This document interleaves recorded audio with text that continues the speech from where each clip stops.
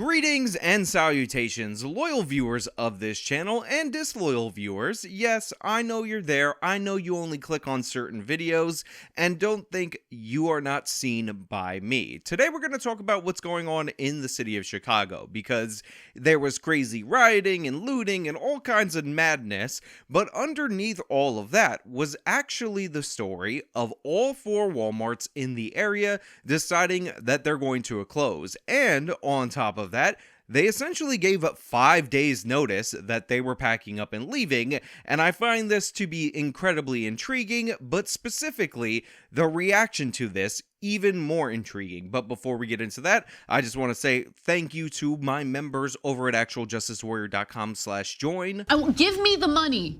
Give me the money. Okay. And of course, Anna Kasparian for continuing to collaborate with me for that promotion. Really appreciate it, Anna.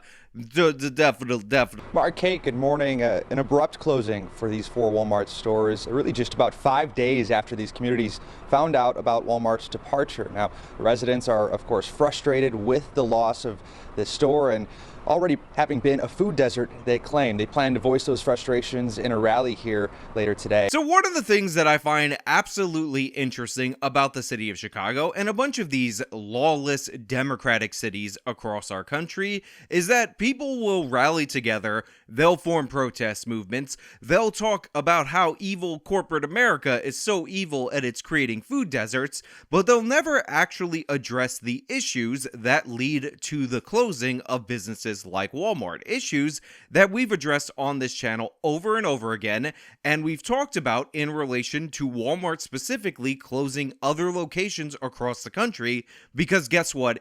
It's the same exact issue. And of course, that issue is in fact theft and the lack of law enforcement response to thefts, which has only gotten worse in recent years since the election of Kimberly Foxx as the district attorney, who is a George Soros-backed left-wing progressive district attorney who refuses to prosecute anybody for real crimes, and Lori Lightfoot being elected, and the subsequent election, which honestly should have been taken as a sign that things are never going to get better, and likely was taken as a sign that things are never going to get better, of Brandon Johnson, who's even softer on crime, even worse than Lori Lightfoot. And by the way, Brandon Johnson said one of the problems that Chicago is having is they're not taxing businesses like Walmart enough. So not only do you have a situation where shoplifting is totally out of control in the city of Chicago, but the new mayor is not going to address that. He wants to pull away funding from the police, and he wants to make it harder for businesses to do business. Well, guess what?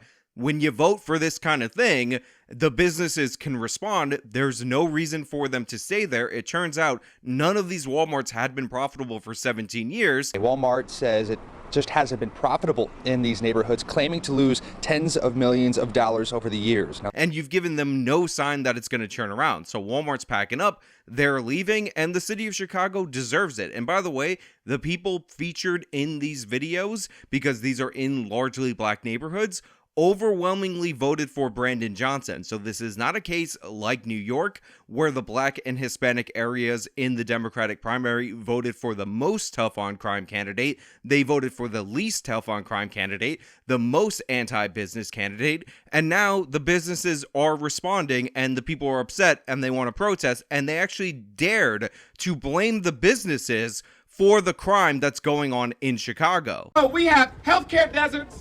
We have food deserts. Yes, sir. And we wonder why. Yes, sir. Our communities look like they look. Speak That the we truth. have violence every single day. Speak the truth. It is just not on us. It is on the corporate citizens that come into our community and ravage our community. And Walmart, you should be absolutely ashamed of yourself. Ain't before God. You are the reason that our communities lack the investment that they have. We should not have to go out of our communities to find jobs. We should not have to go out of our communities to get medicine. We should not go out of our communities to be able to shop. We should be able to do all of this in our community. Right here. You should be able to do all of this stuff within your community. But the thing is, it's not Walmart's fault for responding to the actions of people within the community and to the politicians who are more interested in placating those negative actions for the faults of the community. They destroyed it themselves. Have you ever seen footage from inside these Walmarts? They're absolutely ridiculous. this. You gonna stay in here and film it? I'm going there. I'm gonna walk through the flood and film it. So this is what he started. Huh? This is what he started. Who? When he put his neck on that man's neck and said we weren't gonna do. Oh yeah. He did that.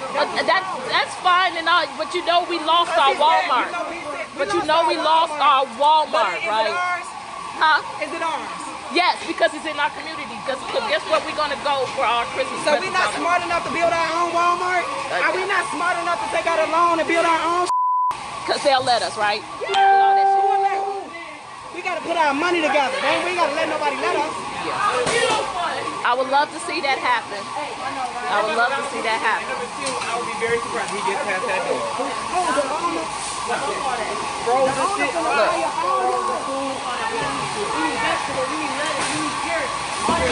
Well, at least get some real at least. Everybody trying to get that. Exactly. Get your produce.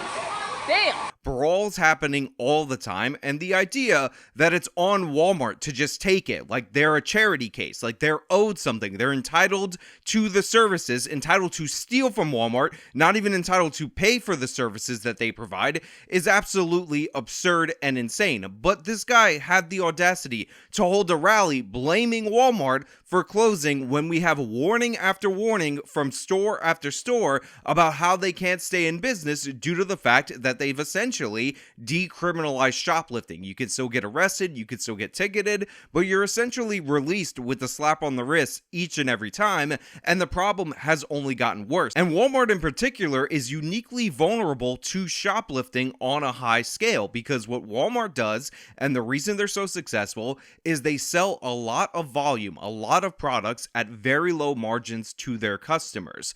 Walmart only makes about 1 to 3% profit every year once everything's factored in, which means Walmart in particular is uniquely vulnerable to the threat of shoplifting, because when you're only profiting a certain amount on each individual item, small upticks or above average theft in a certain area can eat all your profits away. And by the way, one of the reasons why I'm covering this story specifically about Chicago is because when I talked about this phenomena in Portland, because Portland also had their Walmart's closing for the same reason, some ridiculous reply guy started telling me, well, it's definitely not because of the theft, because there's way more theft in Chicago, yet all 4 Walmarts are operating just fine. Turns out Walmart in Chicago hasn't made a profit in 17 years. They've been basically taking it on the chin for all that time in the hopes that they would become entrenched enough to turn a profit later on, because these companies also think about long-term prospects. But guess what? That's not the case. So to that one reply guy who said, oh, but Chicago, you're dead wrong. These Walmarts are closing. And yes, I am that petty. In your face, you're a loser. I was right. You were wrong. We deserve to be able to shop, Yes, sir. work, Yes. play Yes. in our own community. No, wrong, and totally incorrect. While it is true that you should be able to have a grocery store in your area, specifically if you have enough population to support that grocery store, the idea that you deserve this community to have a Walmart, or you deserve to be able to not have to go outside of the community for jobs or whatever, is just not the case. What is actually happening is you are in fact getting what you deserve. You stole from this place over and over again as a whole, not every individual that was there. You, the politicians, said it was no big deal. In fact, you cut back on law enforcement. You restricted the ways that the stores could respond. You said, oh, shoplifting doesn't matter. It's not a serious crime. And now you're getting what you deserve. You're not entitled to have these stores here. We all know, and we've known for a very long time, that the reason big box stores don't open in crime-ridden areas is because they cannot profit there. Yet you decided to buck all of that, say, oh, corporations are so bad, demonize Walmart in particular, and now when Walmart leaves, all of a sudden, you play the victim. You're getting exactly what you deserve, and honestly, you should be ashamed of yourself, and these people shouldn't be rallying around you. They should be figuring out when your next election day is and making sure you're out of office, because all these politicians that played nice with the criminals, that tilted the laws in their favor, are the reason why these people don't have a store to shop in, are the reason why the good people are going to have to pay more for groceries and travel further for groceries. They ignored the warning signs. It's 100% on them. the concern for many, like you said, Mark, comes with another pharmacy leaving, some healthy food options, as Walmart being a key option for those options. Now, residents say they just feel left out. Look, I know I'm cutting back and forth between the local news segment and the politicians at their rally, but both are equally horrible and they need to be talked about. I don't want to hear about how people feel left out or anything like that. These people should not have voted for Brandon Johnson. I know that Brandon Johnson has not taken office yet, but it goes to the mindset of the population. And I know Brandon Johnson ran a particularly nasty, racialized campaign, but when you continually backed politicians after politicians that promise you economic development from the taxpayers' dime, but also continue to pledge to be soft on crime, to praise the criminals, to defend the criminals, this is what you get. You went too far. Walmart was willing to break even for a little while on the hope and on the prospect that they may profit in the future, but when you put Kimberly Fox in, when you put Lori Lightfoot in, and then replaced her with somebody worse, Brandon Johnson, there's no hope in this area. It's absolutely devastated. Walmart can't make it. How long are they supposed to essentially provide welfare services to this area at a loss? It just doesn't make any sense. I would like this area to look no different than other areas that I visit. There's Mariano's, there's Whole Foods, there's Target, Walmart's. What's so different about this neighborhood? We pay taxes as well. Look, I don't want to bully this specific woman. I understand the sentiment that she's trying to express, and I understand that if you're shopping at Walmart for your groceries, then it's probably really crucial for you to have the low-price groceries that Walmart provides. But when she says what's different about this area and all the areas with Walmart's, Whole Foods, and all of that, I think it would behoove of the local news to cut 2 clips of what's going on in Chicago, because over the weekend, they just had random rioting and destruction. So when you say, what's different, this is. What's so different about this neighborhood?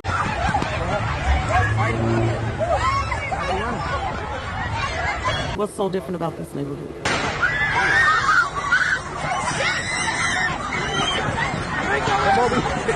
Don't run, come over here. Look, I was broke for a long time, and I had to get into the habit of going to different grocery stores based on specific items' pricing points in order to save money. So essentially, I would go to the grocery store multiple days a week in order to combine the things to make meals, because that's how I had to function. So there's a part of me that just feels bad for all of these people who had this one-stop shop that, again, overall has very low prices, and that not being available. But at the same time, the ignorance is really bothering me. At the same time, not pointing their ire in the right direction really bothers me.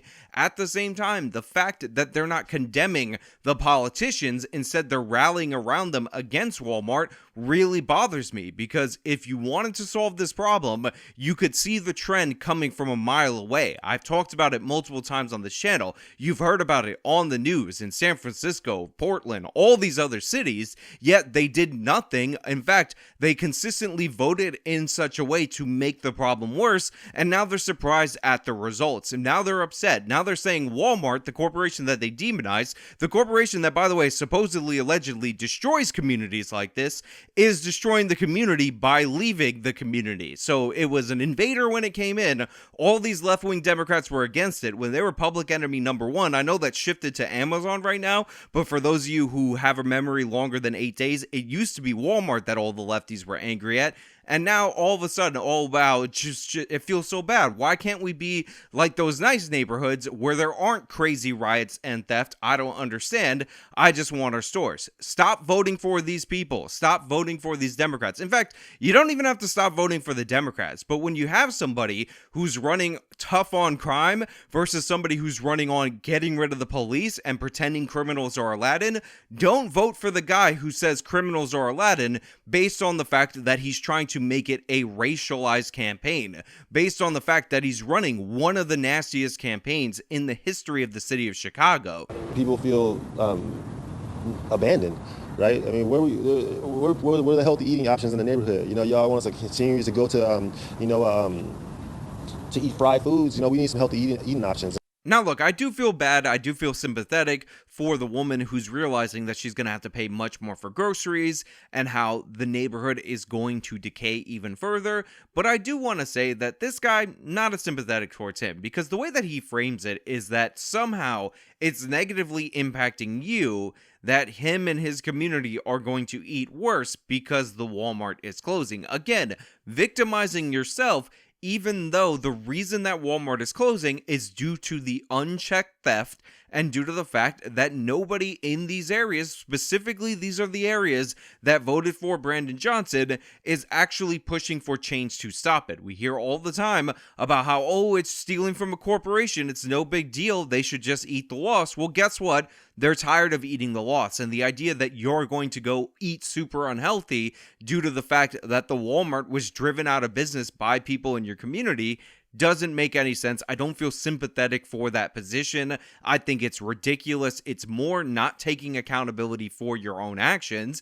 And by the way, this guy's organization, My Hood, My City, My Neighborhood, whatever it's called, it's in the lower third, actually does something kind of nice that I would likely respect if he actually took accountability or gave the accountability to the proper people, which are those committing the shoplifting. I mean, this guy runs an organization helping elderly people garden. I should be on his side, but the thing is, he's talking about how, oh, you're just making us eat fried food. Oh, how dare you? No, absolutely not. Take some responsibility and go after the politicians that enable this behavior. Look, I've said it before and I'll say it again, and it's funny because people used to laugh when I would bring this up in debates and think that cannot possibly be true.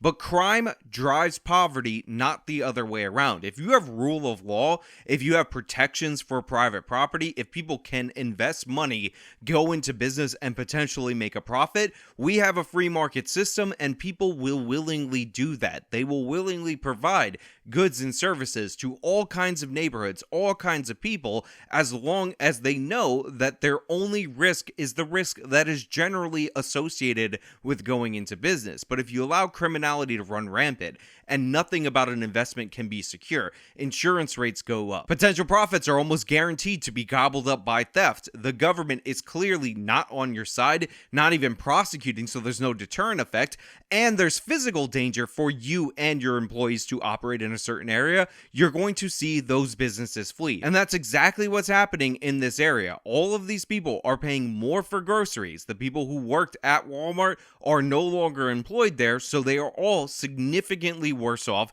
than they were before, and than they would have been had they actually enforced the law against shoplifters, had they actually stood up for private property rights. But hey, those are just my thoughts. Let me know your thoughts down in the comments below. If you liked the video, show them by leaving a like, subscribe for more content, follow me on all my social media, support me via the support links in the description of this video. This has been me talking about what's going on in Chicago.